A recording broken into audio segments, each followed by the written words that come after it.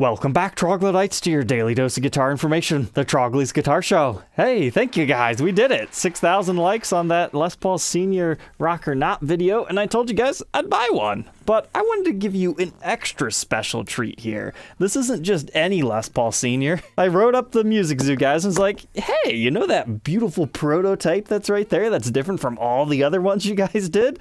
How about that one? And they're like, yeah, because you're Trogly, we'll do it for you. But let's go ahead and check out the Les Paul Senior here in that gorgeous, just tobacco sunburst finish here. It's not exactly what a 50s Junior's known for, but hey, that's okay. That's kind of why I liked it, because it was unique in all of its own aspects. So, first impressions, just taking this thing directly out of the case. It really does feel like a Les Paul Junior. It's got that big, beefy, chunky neck to it that a lot of people like when it comes to these Juniors. It's got the one P90 pickup and the wrap tail, but hey, wait.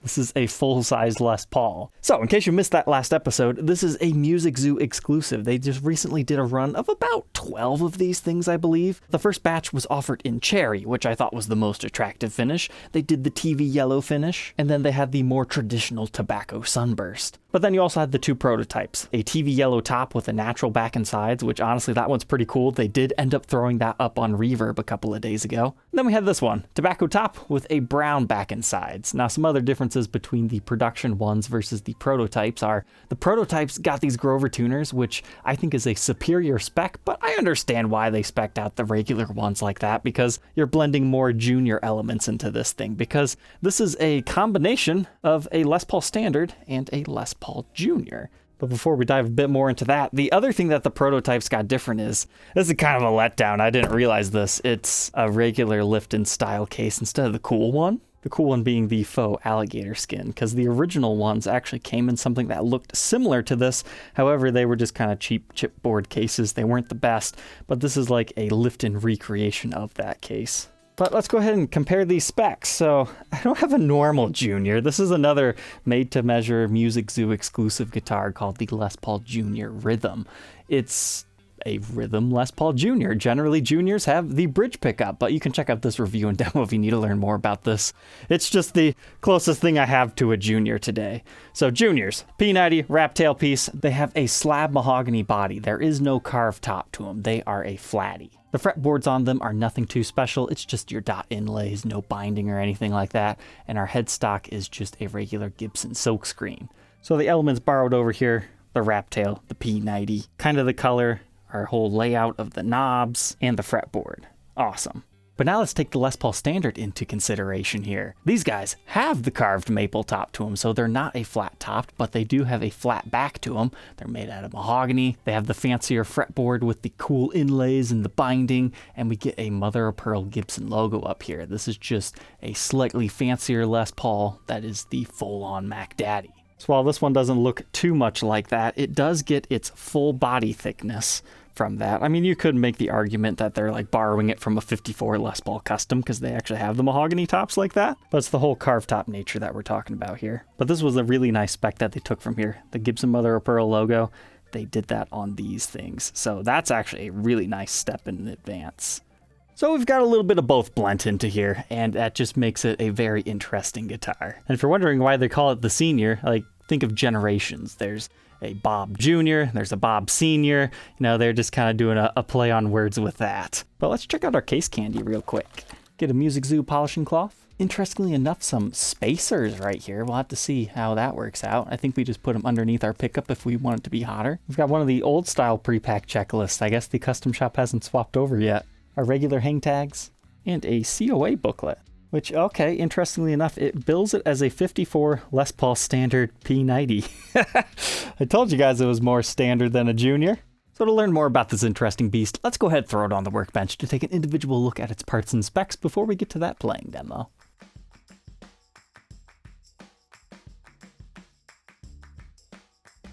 Inside the Les Paul Senior, let's check this thing out. I think here on the workbench you can definitely appreciate that carved top a little bit better. Let's check out under our pickup here. Just your regular Gibson P90 dog ear pickup. Oddly dated to 2020. Huh. With this one being a prototype, I guess now that I look at the serial number, that means it's a 1954 reissue, but the one tells us it was made in 2021. So yeah, that's definitely an early one. And I don't see any other markings within our cavity itself, but that looks very similar to what you'd find in a Les Paul Junior for its route. But our P90 reads 7.97k ohms. As far as the wrap tail goes, it's your regular historic wraparound bridge. We don't have any compensation on this one. You adjust the intonation using these screws. But that's about it that we can talk about on the top, except for if you take the pickguard off, this is what it looks like. You do have a bit of a screw hole, and you can see the sinking of the mahogany wood grain in the top. Wow, I've never realized just how strange this thing looks, because you always see at least the neck pickup cut out on a Les Paul pickguard. That's going to wrap it up for the top here. I've actually been seeing a lot of people compare this to the Jared James Nichols signature guitar, and I honestly never put two and two together, but that is a very good way to put this. Side-by-side comparison, yeah, it's a wrap tail with a P90 that has a carved top, and it's a full body, very similar to this. It's just, gloss versus the semi-gloss finish. And you've got the control configuration layouts being a little bit different. And obviously this one's billed more as a Les Paul custom, whereas this is just actually trying to be a junior because his original one was a Les Paul custom. That was just a one pickup. But outside of getting one of those original early 2010s era ones, you can't get that. So it's kind of like another Jared James Nichols signature, but within the Gibson branding of things, which is cool. Let's take some measurements here. Looks like about 2 inches thick, which lines up fairly consistent with a Les Paul standard. Just a little bit thinner, but that's going to vary from guitar to guitar and measurement space to measurement space. But it gets our point across that a normal one's about 1.77 inches.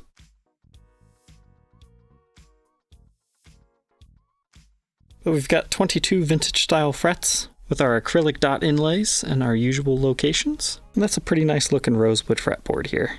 We have a nylon nut measuring 1.68 inches. That increases to 2.07 by the 12th. Chunky first fret neck depth at 0.91. That increases to 1.01 by the 12th. It honestly feels a lot more rounded and beefy than those numbers even suggest. But you'll notice that we do have aged lacquer on this, because you can see the white dots on the side of the neck have turned yellow due to the yellowed over lacquer. Here's what the neck looks like at the 1st and 12th fret. Even this doesn't really capture just how chunky this neck feels. Face of the headstock, of course we have our Les Paul model silkscreen. It doesn't say Junior, like a Les Paul Junior does. And the other cool thing over a regular Junior is the fact that this actually has the holly face veneer. That's what that color is. You only see that generally on the historic style Gibsons. So it's cool to see that that got that, and of course the mother of pearl that we were talking about earlier, and our Grover tuners on this prototype. Truss rod is the correct historic style and just about the way they look from the factory. Moving on to the backside, you can see it's routed like a Les Paul standard, whereas a Junior route looks like this. Standards have the more rounded off parallelogram shape. We do have our Gibson branded pots in here with a bumblebee capacitor. And I suppose if you wanted to add some more controls to it to do whatever you want, you do have some space in here. But interestingly enough, no R stamp. I was kind of curious if we would actually see that it was billed as like an R4, but no, it seems that they actually thought of them as juniors, but just in standard format. So we can see our beautiful wood grain here, but there's nothing else to really talk about on the back of this one. But we can take a second to appreciate the side. And it does have the thin binding in the cutaway, but the mahogany top matches the color of the side, so it's kind of hard to see, but it does have that historic spec.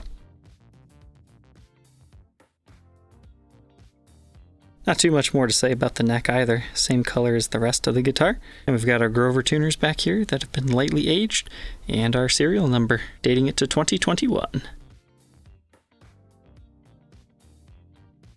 All said and done, this example weighs 7 pounds, 14.2 ounces. Let's go ahead, plug it in, and hear how it sounds.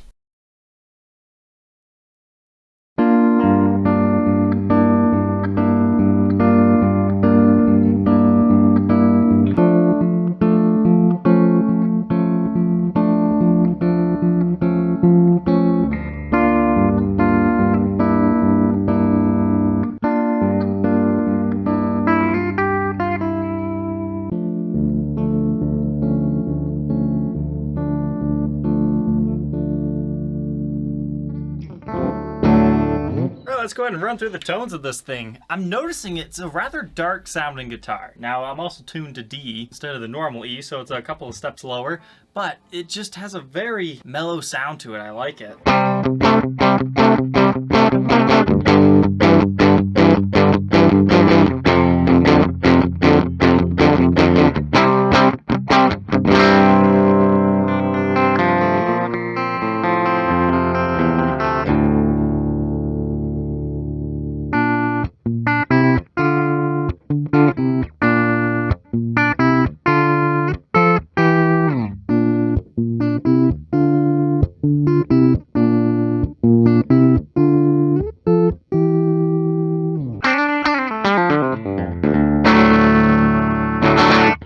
let's go ahead and move on to some distortion.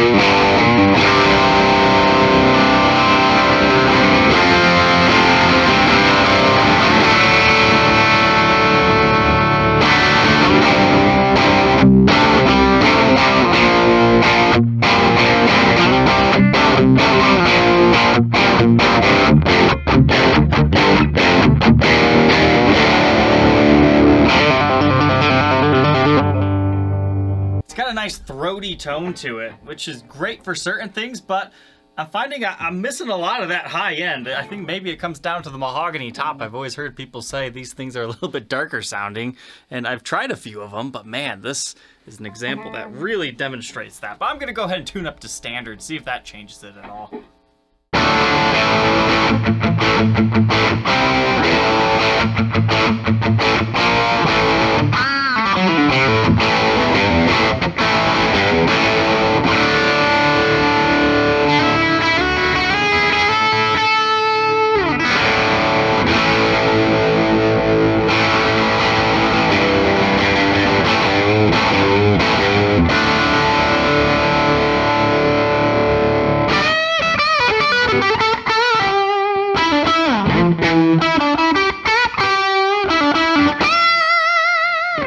Even in standard, it sounds darker than other guitars.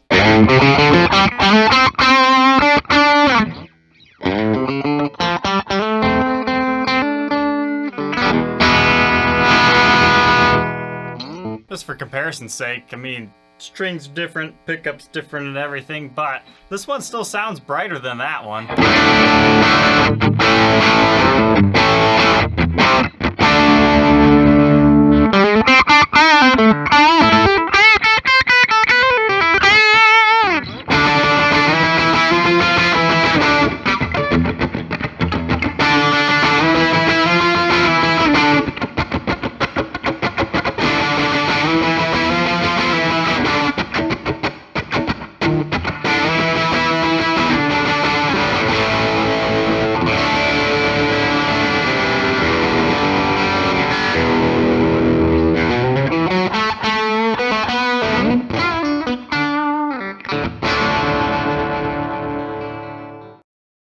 Now that we know all about the Les Paul Senior, what are my final thoughts on this thing?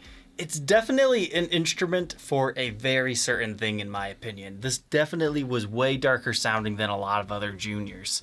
But, I mean, you could argue those things are all slab mahoganies as well, so I don't know. This was an interesting piece. It's got a great vintage tone to it. But if you're looking for something a little bit more biting, obviously you can set your amp up a little bit differently. But if you're really going for that mid-rangey sound, that's exactly what this one can do to a T. Now, if I was going to custom order my own version, what changes would I make? Well, since we're doing a mahogany top on this, I think it would be a heck of a lot of fun to actually custom shop chamber these out, because then you kind of have like the chambered reissues, but now we have it in a single humbucker kind of Les Paul standard / junior format. I think that could be fun. I would love to see them do like a TV blue finish, something that pairs really well with the mahogany. Another cool modernized feature I think they could incorporate is the access heel carve back here. You know, give it the whole vintage look, but yet modern playability all the way on the backside. Then I guess if we want to get really crazy, you could put a piezo system on it, but yeah, that's too far. That's too far. When trying to spec made-to-measure program guitars out, sometimes Gibson just tells you no on certain things, so you got to just kind of take it with what they will say, unfortunately. So I'm very appreciative that the Music Zoo made something interesting happen that we could document here today. If you're interested in one of these, you can purchase this one from me. I'll be selling this, or you can check out the Music Zoo's website. I think they have about 5 of these things left. So if this isn't your color, you've got the red, the TV yellow, and then that other prototype, at least at the time of recording. So Troglodytes, I hope you enjoyed tuning into the Les Paul Senior today. Don't forget to like, comment, and subscribe, and we will catch you tomorrow on the next episode. Take care.